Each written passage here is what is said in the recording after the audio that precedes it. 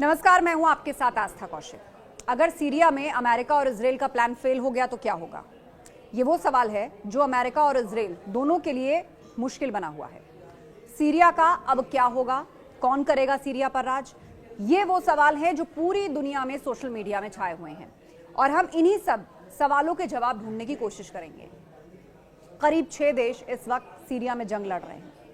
America ISIS के ठिकानों पर हमले कर रहा है। इजराइल सीरिया तेजी से दमिश्क के करीब तक जा पहुंचा है। तुर्की और रूस की तरफ से हमले जारी हैं। वहीं दूसरी ओर अमेरिका और इजराइल के सामने कई बड़ी चुनौतियां खड़ी हो गई हैं। सीरिया में ISIS और अल-कायदा तेजी से मजबूत होता जा रहा है। ऐसे में अगर अमेरिका और इजराइल का प्लान सीरिया में फेल हो गया तो क्या होगा?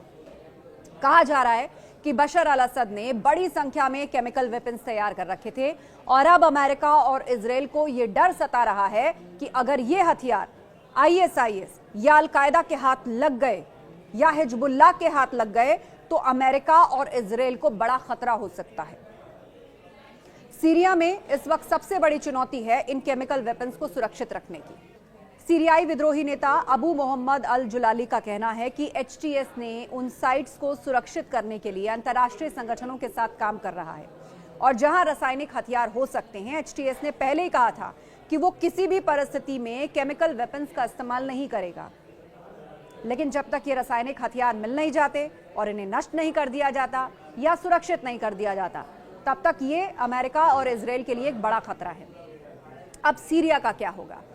सीरिया के लिए सबसे अच्छा होगा कि HTS सिविल सोसाइटी और सभी संगठनों के साथ मिलकर सरकार चलाए और दूसरी संभावना यह है कि HTS एक तरफा शासन चलाने की कोशिश करे, जो अमेरिका और इजराइल दोनों के लिए ठीक नहीं होगा। और तीसरी संभावना यह है कि सीरिया में भयंकर गृह युद्ध छिड़ जाए, क्योंकि सीरिया में जो कुछ हुआ वो बेहद जल्दबाजी में हुआ। बिना किसी विकल्प के बशर अल असद को हटा दिया गया। यानी कि इन 3 संभावनाओं के बीच झूल रहा है सीरिया का भविष्य। वहीं जॉर्डन को भी यह डर सताने लगा है कि कहीं वहां भी सीरिया जैसे हालात ना हो जाएं। ऐसे में क्या फिर से अरब क्रांति हो जाएगी? ये वो सवाल है जो न सिर्फ इस्लामिक देशों बल्कि पूरी दुनिया के मन में है।